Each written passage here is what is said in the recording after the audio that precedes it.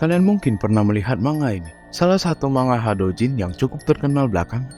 Karena karakter yang ditampilkan tidak memiliki kaki dan tangan. Tapi, bagaimana jika kami mengatakan bahwa manga ini terinspirasi dari salah satu video deep web yang bocor? Halo minasan, perkenalkan saya Adminde dan selamat datang di channel Chiwatoku, channel yang membahas anime dan semua hal tentang Jepang. Dan di video kali ini, kita akan membahas inspirasi nyata dari manga Keson Maid Rui.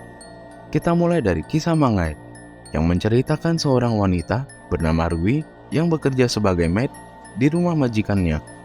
Terdengar normal di awal, tapi seperti yang kami katakan, manga ini menjadi cukup nyeleneh karena karakter utama maid ini tidak memiliki kaki dan tangan, yang otomatis membuat pekerjaan maid sangat tidak cocok untuk tokoh utama. Lanjut, si majikan yang mengetahui maidnya ini akan kesulitan untuk membersihkan rumah dengan keadaannya yang seperti itu, dan memutuskan untuk membeli robot vakum.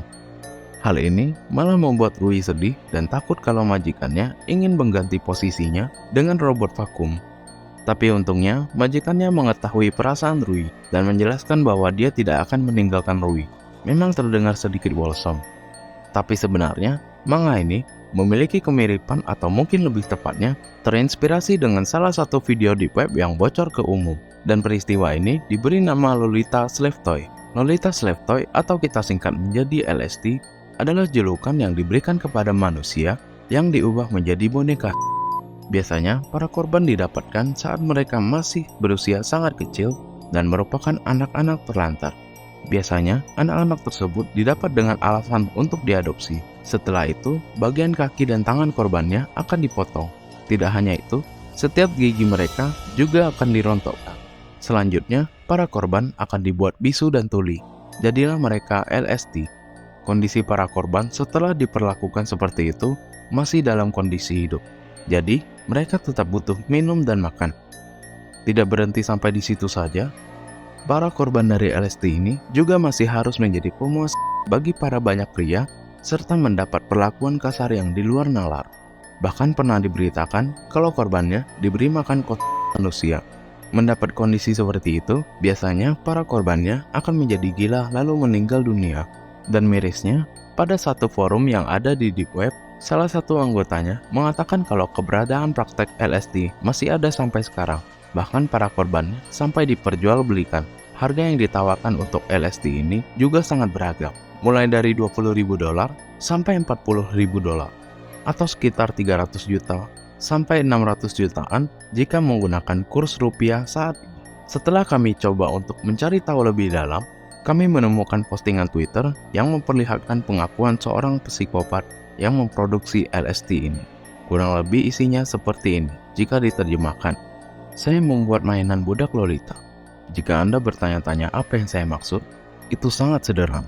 Saya mengubah gadis-gadis muda jadi mainan yang mudah diatur. Itu dia. Gadis-gadis itu tidak bisa pergi, tidak bisa menolak, tidak bisa mengatakan apa-apa. Mereka hanya ada untuk hiburan sadis Anda. Penasaran bagaimana caranya? Saya seorang ahli bedah yang tinggal di salah satu negara di pinggiran timur Eropa. Masih merupakan masyarakat yang cukup kasar. Kemiskinan sangat besar, dan kecuali Anda memiliki uang dan koneksi, Anda akan kacau. Tak perlu dikatakan, saya memiliki keduanya. Kami juga memiliki gadis-gadis cantik di sini. Negara-negara Eropa Timur terkenal akan hal itu. Untungnya, beberapa gadis ini tidak memiliki orang tua atau kerabat lagi dan tinggal di panti asuhan. Sebenarnya, saya tidak akan menyebutnya hidup. Sulit dipercaya apa yang akan Anda temukan di sana. Beberapa gadis yang sangat muda, beruntung dan diadopsi. Tetapi, pada usia 8 atau 9 tahun, mereka terlalu tua. Beberapa gadis yang lebih cantik dijual ke prostitusi, dan Anda bisa menganggapnya sebagai keberuntungan bagi mereka juga.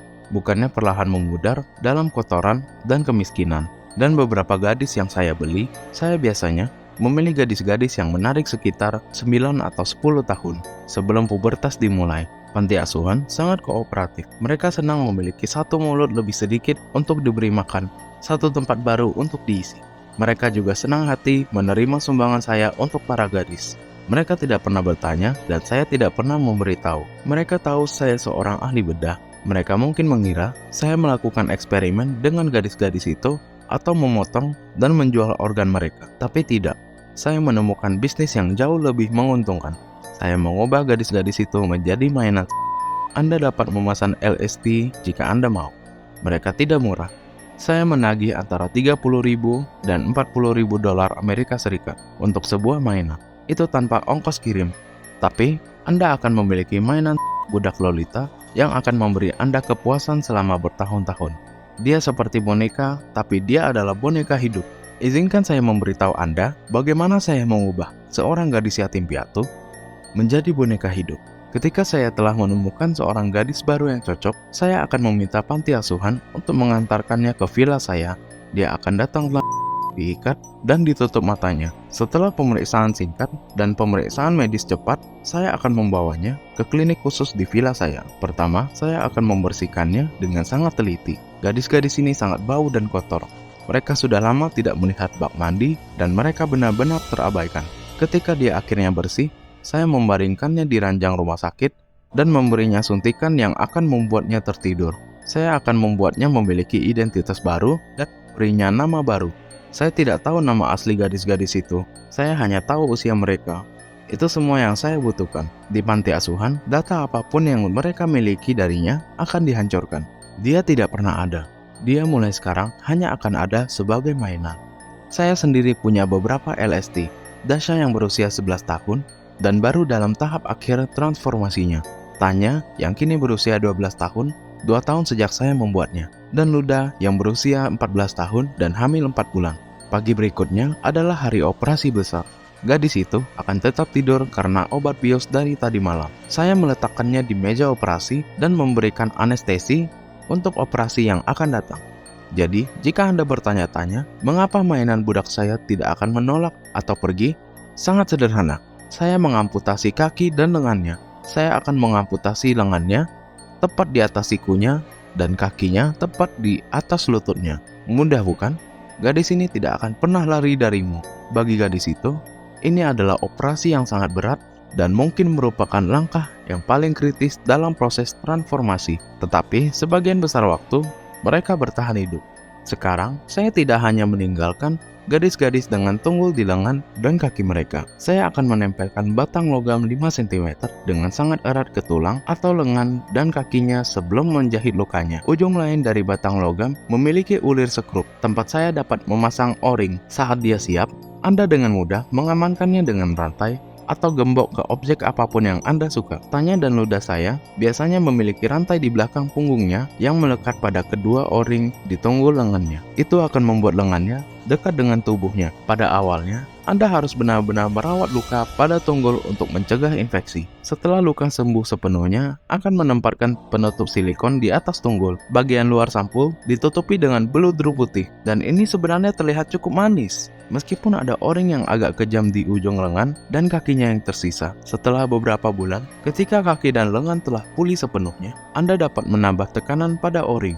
Saya memulai sebuah eksperimen tahun lalu untuk menggantung Tanya dan Luda di lengan dan kaki mereka di langit-langit. Ini adalah bentuk dekorasi yang menarik di kamar Anda untuk memiliki lolita yang tergantung di langit-langit Anda dan sangat menyenangkan menggunakan mulutnya saat dia melakukannya menggantung seperti itu. Tapi sebelum itu masih jauh. Operasi belum siap dengan mengamputasi lengan dan kakinya. Selanjutnya saya akan memotong pita suaranya sehingga dia tidak bisa lagi berbicara atau bahkan bersuara, dan mencabut gigi dari mulutnya. Ketika saya telah mencabut semua giginya, saya menanam lapisan silikon dengan lapisan atas yang lembut di rahangnya. Dia masih bisa memberikan pekerjaan pukulan, tapi dia tidak bisa menggigit. Ini sebenarnya cukup bagus sekarang ketika dia sedikit banyak mengunyah sedikit pada Anda. Lapisan atas yang lembut memberi Anda semacam pijatan, namun implan silikon mutlak diperlukan. Jika tidak, mulutnya akan terlihat seperti nenek ompong. Ini akan menjaga ketampanannya. Untuk lebih menjaga mulutnya dalam kondisi yang baik, dia akan sering memakai balgam. Ini memang terdengar agak usang karena saya memotong pita suaranya dan dia tidak bisa berbicara. Tetapi ini hanya karena estetika. Seorang gadis yang disumpal terlihat bagus. Dan selain memberi makan, minum, dan bercinta, dia tidak membutuhkan mulutnya lagi. Setelah operasi siap, saya akan memberikan gadis itu 1 atau 2 minggu untuk pulih dan membiarkan lukanya sembuh. Dari pelatihannya dimulai. Dia bukan lagi gadis biasa, tapi menjadi mainan. Ada banyak hal yang harus dia pelajari. Karena dia tidak punya gigi, dia tidak bisa makan. Dia harus diberi makan lagi seperti bayi. Saya benar-benar memberinya makan sekali sehari dengan botol bayi dan susu formula. Karena mengandung semua mineral dan vitamin, saya tidak memberinya lebih. Saya tidak ingin dia menjadi gemuk, karena dia tidak bisa bergerak lagi. Anda harus berhati-hati dengan itu. Dia minum botol bayi dengan air, teh, atau limun 3 atau 4 kali sehari. Jadi, dia mendapat setidaknya 2 liter cairan per hari. Itu cukup untuk menjaga kesehatannya. Pada awalnya, saya akan memasukkan botol ke mulutnya. Tetapi, tidak lama lagi, saya akan meletakkan botol di sebelahnya. Jadi, dia harus memasukkannya sendiri ke dalam mulutnya. Butuh beberapa latihan untuk memasukkan botol ke mulutnya sendiri tanpa memiliki lengan. Tetapi akhirnya, dia berhasil mengambil botol dengan mulutnya, berguling, dan minum. Begitu dia mendapatkan triknya, saya akan menutup matanya sebelum dia mendapatkan botolnya. Sebelum latihannya selesai, dia harus bisa menemukan botol itu dan meminumnya tanpa bisa melihat. Makanan dan minumannya juga harus keluar lagi. Jadi, Anda harus memasukkannya ke toilet beberapa kali sehari. Karena dia tidak bisa bergerak, Anda harus mengangkatnya dan membawanya ke toilet. Ketika saya keluar untuk bisnis, saya biasanya memasang kateter di saluran. Karena dia tidak makan banyak, dia juga tidak banyak buang air besar. Meskipun dia tidak dapat berbicara lagi, saya masih dapat berkomunikasi dengannya. Jadi, ajari dia beberapa hal dasar. Saya akan mengajarinya untuk menikmati saat kulit dan lagu dirangsang dengan. Saya akan mengajarinya apa artinya menjadi budak. Saya akan mencambuk setiap hari. Sebagian besar dikombinasikan dengan menggunakan sehingga pada suatu saat dia tidak lagi dapat membedakan antara rasa sakit dan kesenangan. Saya akan memasang klem dan pasak di dan labi dan meregangkan. Saya akan mengintensifkan pelatihannya saat saya merawat dengan lebih banyak jarum. Akan diperlakukan dengan lilin panas. Akan disiksa dengan jarum. Akan dijahit hingga tertutup. Segala bentuk yang mungkin harus dia tanggung sebelum dia mencapai tahap transformasi berikutnya. Pada fase ini, saya akan menutup matanya hampir sepanjang waktu, tetapi saya akan berhati-hati agar dia juga benar-benar melihat bagaimana saya menyiksa. Saya memiliki kamera berjalan hampir sepanjang waktu, dan dia harus menonton sendiri ditambah beberapa film yang lebih keras setidaknya 1 jam per hari. Pada suatu hari, dia tidak hanya menjadi budak secara fisik, tapi juga menjadi budak secara mental. Pikirannya tidak lagi menolak, dia menjadi sangat tunduk. Kemudian, saya akan membuat modifikasi terakhir untuk membuatnya menjadi mainan budak. Dia sudah tidak dapat bergerak dan tidak dapat berkomunikasi sendiri karena tidak lagi dapat berbicara. Sampai sekarang, dia masih bisa melihat dan mendengar. Dia tidak sepenuhnya kekurangan indera. Mainan budak sejati tidak lagi bisa bergerak, berbicara, melihat, atau mendengar, tetapi hanya merasa. Sebelum merampas indera terakhirnya, saya memberinya anestesi ringan. Kemudian saya memasang headphone di telinganya dan memutar selama beberapa jam dengan suara yang sangat keras di headphone. Ini akan cukup untuk merusak pendengarannya selamanya. Dia tidak akan bisa mendengar lagi. Sebagai sentuhan terakhir, saya akan merawat matanya dengan laser. Dia tidak akan buta total.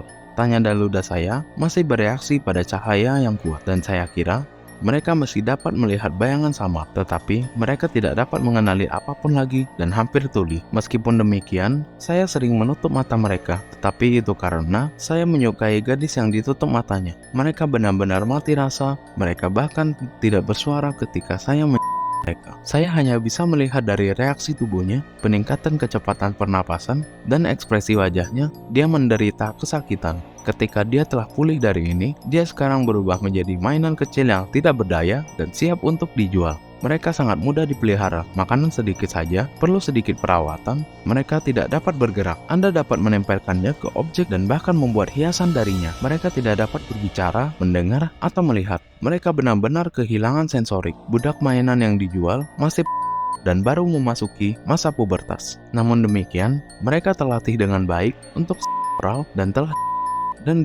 dengan berat mereka bisa hamil. Jadi, antikonsepsi disarankan kecuali jika Anda senang memiliki mainan budak.